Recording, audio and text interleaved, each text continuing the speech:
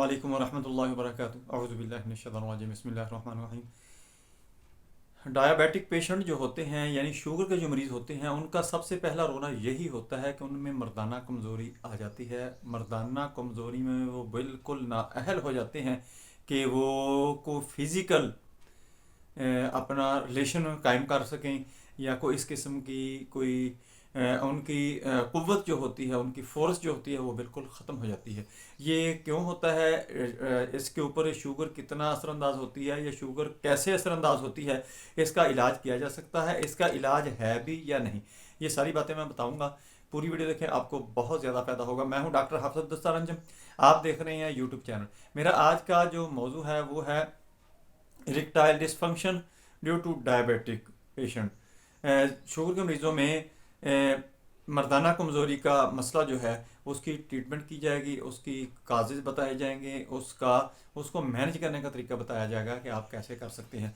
दोस्तों, सबसे पहले तो ये है कि अक्सर हमारे मुआशरे के अंदर जो है यही बात छुपाई जाती है। अक्सर लोग किसी से करते नहीं है कि उनका मजाक उड़ाया जाता है कि मुझे मर्दाना कमज़ोरी हो गई है, कि लोग मेरा मजाक उड़ाएंगे। दोस्तों, मजाक वाली बात नहीं होती। जब कोई बीमारी हो तो उसमें शर्माना नहीं चाहिए, खुसूसन अपने डॉक्टर को ज़रूर बताना चाहिए। अब तो सहूलत ये हो गई है कि यूट्यूब के ऊपर आप इजीली कोई भी अपना मसला है उसको सर्च करें, आपके सामने मेरा चैनल खुल जाएगा या किसी और का खुल जाएगा। तसल्ली से देखें, एक एक दो दो वीडियो हर एक बंदे की, आपको खुद ही समझ आना शुरू हो जाएगी। बहुत नॉलेज बढ़ा हुआ है, बहुत आसानी हो गई है। दोस्तों, दूसरी बात यह है कि शुगर जो है इतनी तेज़ी से फैल रही है, इतनी तेज़ी से फैल रही है कि साइंसदान और डॉक्टर हजरात जो हैं वो भी सर पकड़ कर बैठ गए हैं कि हम जिस तरफ जा रहे हैं, हम तबाही की तरफ जा रहे हैं। यानी हमारी जो खुराकें हैं, जब जो हम अपने बच्चों को खुराकें दे रहे हैं, खुसूसन processing food, bakery item, soft drink, ये देखें, ये अरब ममालिक जो हैं, जो भी अक्सर लोग उधर जाते हैं वो सॉफ्ट ड्रिंक ज़्यादा इस्तेमाल करती है। आप देखेंगे कि हर बंदा, मेरा ख्याल है कि शायद ही कोई फिगर एक आध रह जाए उनमें से, हर बंदा शुगर में मुब्तला होकर आता है। क्या होता है, क्यों होता है? यही वजह है कि हमारा खाने का सिस्टम इतना डिस्टर्ब और इतना गलत जगह पे हम पहुंच चुके हैं कि हमें पता ही नहीं कि क्या कौन सी चीज़ क्या कर रही है। और अक्सर लोग ऐसे भी होते हैं कि उनको शुगर है, बस एक डॉक्टर ने गोली उसको बता दी या इंसुलिन बता दी या कोई भी उसका हल बता दिया तो दोबारा डॉक्टर के पास जाने की करीब ज़रूरत महसूस नहीं करता। या बाद लोग तो ऐसे भी अल्लाह के वली हैं कि वो डॉक्टर के साथ कंसल्ट ही नहीं करते। वो चाचे मासी फूफी ने जो गोली खाई, बस ठीक है जी, मुझे आराम है इससे, मैं बहुत ठीक हूँ इससे, तुम भी खानी शुरू कर दो, वो खाना शुरू कर देता है। इसी तरह काम चलता रहता है, लेकिन इसके नुकसानात का नहीं पता होता। क्योंकि ये डायबिटिक पेशेंट जो होता है, शुगर का मरीज जो होता है, इसको आप ऐसे, मैं आपको मिसाल दूंगा कि लकड़ी जो होती है इसको घिन खा जाती है, घिन खा जाती है। देखने में वो लकड़ी, यानी उसका आपने कोई दरवाज़ा बनाया हुआ है, कोई चारपाई बनाई हुई है, कोई चौगाट है आपकी, या कोई फर्नीचर में आपने कोई चीज़ बनाई है, बेड बनाया हुआ है या ड्रेसिंग टेबल है, डाइनिंग टेबल है, कोई चेयर है, टेबल है, सोफ़ा है, कोई भी चीज़ बनाई हुई है तो देखने में वो बहुत चंगी भली अच्छी लगेगी, खूबसूरत लगेगी, लेकिन अंदर से वो खाली हो चुकी होगी। डायबिटिक पेशेंट जो होता है, शुगर का मरीज जो होता है, वो भी ऐसे होता है। देखने को खूबसूरत लगेगा, ठीक लगेगा, चंगा भला लगेगा, लेकिन इतना सूरत हाल उसकी बेचारे की बुरी हो चुकी होती है, वो अंदर से खोखला हो चुका होता है। जैसे लकड़ी को घिन जो है खोखला करती है, इसी तरह शुगर जो है मरीज को, इंसान को खोखला कर देती है। अंदर से कुछ नहीं होता इसके अंदर, क्योंकि इसको साइलेंट हार्ट अटैक, खामोश, क्योंकि इसकी जो फीलिंग होती है वो खत्म होना शुरू हो जाती है। इसको हार्ट अटैक भी आता है तो इसको पता नहीं चलता, बैठा बैठा बेचारा हार्ट अटैक हो जाता है, ना घर वालों को पता लगता है ना मरीज को पता लगता है, अल्लाह को प्यारा हो जाता है। दूसरा, इसकी बॉडी की फीलिंग जो होती है वो भी डिस्टर्ब होना शुरू हो जाती है। फिर जो इसकी इसकी जिस्म के अंदर जो वरीदें होती हैं, नर्व्स होती हैं, ब्लड वेसल्स होती हैं, वो डैमेज होना शुरू हो जाती हैं। क्योंकि ब्लड फ्लो जो होता है वो कम होना शुरू हो जाता है, रतूबात शुगर के मरीज के अंदर बढ़ना शुरू हो जाती हैं। उसकी न्यूरोपैथी यानी आंखों का मसला बन जाता है, आंखों की निगाह, नज़र पर असर होना शुरू हो जाता है। आंखें जो हैं वो काम करना, वीकनेस, उसकी जो फिजिबिलिटी होती है यानी उसका काम करने का जो होता है सारा सिलसिला, वो कम होना शुरू हो जाता है। न्यूरोपैथी की वजह से ब्लाइंड हो सकता है, बंदा अंधा हो सकता है। इसी तरह हाथों और पाँव का मसला होता है कि ब्लड की सर्कुलेशन जब कम होती है, पेरिफेरल कहते हैं इसको, कि जब पेरिफेरल न्यूरोपैथी, कि जब ये ब्लड फ्लो उसकी तरफ कम होता है तो हाथ और पाँव जो होते हैं वो सुन्न होना शुरू हो जाते हैं, उसके अंदर नमनेस आ जाती है।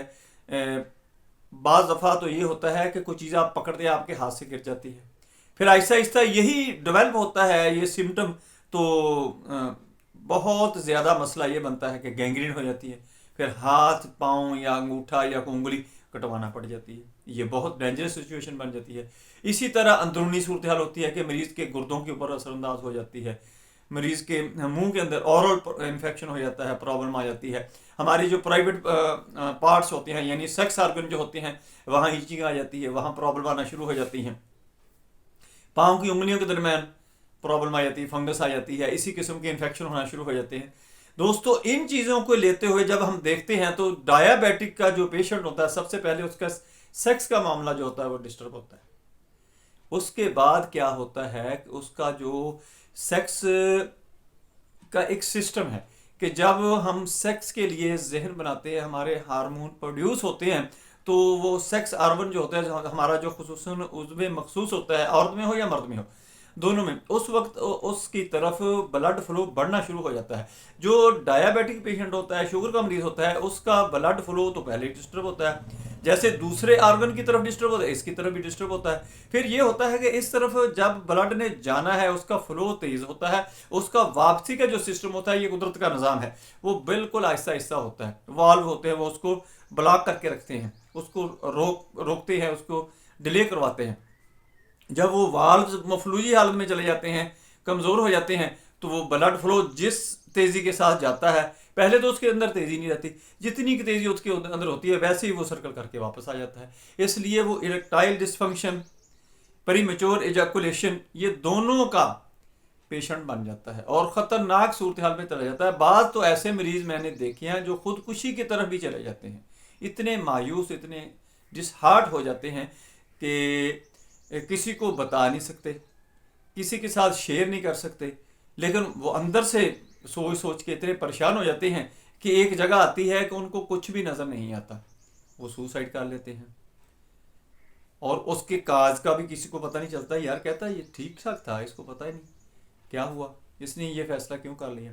दोस्तों बेहतर ये है कि आपके घर में कोई फ़र्द है, आप हैं, कोई आपका बहन है, भाई है, आपका कोई दोस्त है, कुलीग है, क्लास फेलो है, कोई भी आपका आपकी रिलेशन में है, आपकी सराउंडिंग में है, तो उसको मोटिवेट करें, उसको तरगीब दें कि ऐसा कोई मसला नहीं है, आप ट्रीटमेंटेबल हैं, यानी आप काबिल इलाज हैं, आपका इलाज हो सकता है। दोस्तों आप किसी मकामी अच्छा डॉक्टर के साथ राब्ते में रहें या मेरे साथ रब्ता कर लें, बहुत अच्छी मेडिसिन है। मैं अपने क्लिनिक के ऊपर बहुत मरीज़ ऐसे आते हैं जिनको मैं अप्लाई करता हूँ, उनका इलाज करता हूँ, अल्हम्दुलिल्लाह अल्लाह की ज़ात मेहरबानी करती है और उनको नॉर्मल लाइफ वो गुजारते हैं। अपनी जो मैरिज लाइफ उनकी होती है वो नॉर्मल हो जाती है। बहुत बहुत ऐसे ऐसे मरीज़ मायूस किस्म के आए, उनकी काउंसलिंग भी की गई और उनको मेडिसिन दी गई, ट्रीटमेंट दी गई, वो बिल्कुल ठीक हुए। कुछ ऐसे लोग भी हैं जो ऑनलाइन ये सर्विस हासिल करते हैं, अल्हम्दुलिल्लाह वो भी ठीक हुए। क्लिनिक के ऊपर आपको आने की ज़रूरत नहीं, कांटेक्ट करें, आपको काउंसलिंग भी मिलेगी, आपको मेडिसिन भी मिलेगी, इंशाल्लाह आपका ट्रीटमेंट मुकम्मल तौर पर होगा।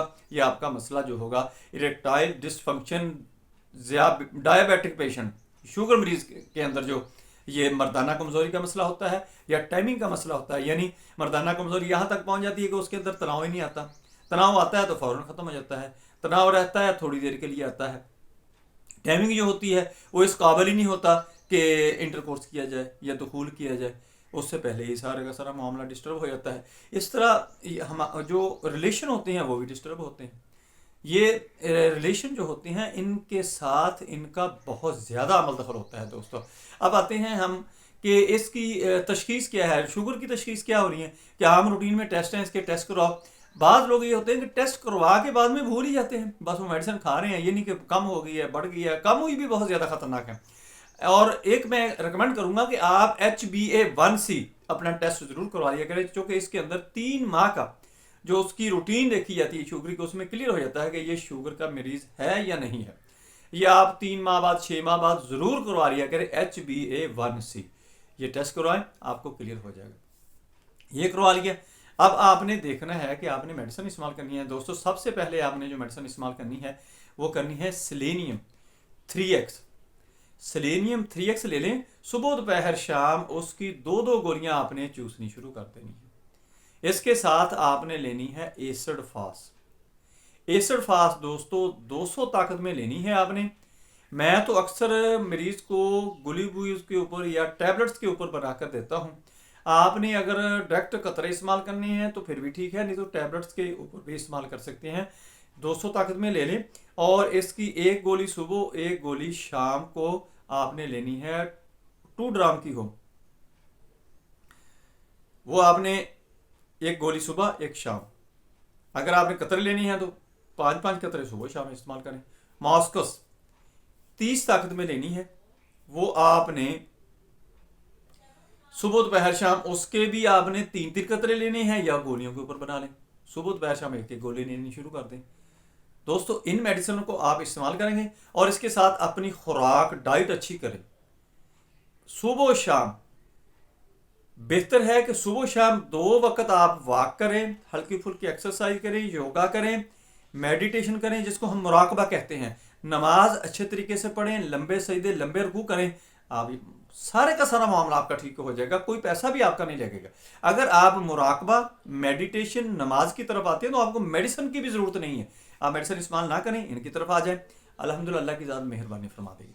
दोस्तों सुबह शाम आधा आधा घंटा आपने वॉक ज़रूरी करनी है और आपने जूता जो है वो सॉफ्ट पहनना है, जो आपके जिस उसके ऊपर कोई ब्लास्ट कोई छाला वगैरह ना बनाए, ताकि आप किसी और मसले में ना फंस जाएं। और ज़्यादा भागने की ज़रूरत नहीं है, नॉर्मल रूटीन में वॉक करें और लंबे सांस खींचे, थोड़ी देर अंदर रोकें, फिर उसको एक्सेल कर दें। इनहेल एक्सेल करें, आप इंशाल्लाह ठीक हो जाएंगे। दोस्तों मेरी वीडियो पसंद आए इसको लाइक करें, दोस्तों रिश्तेदारों को शेयर ज़रूर करें, बेल आइकन को प्रेस करें, मेरे चैनल को सब्सक्राइब करें। अपना ख्याल रखें, stay connected, stay happy, stay healthy. अल्लाह हाफिज़। अस्सलामु अलैकुम वरहमतुल्लाहि वबरकातुहू।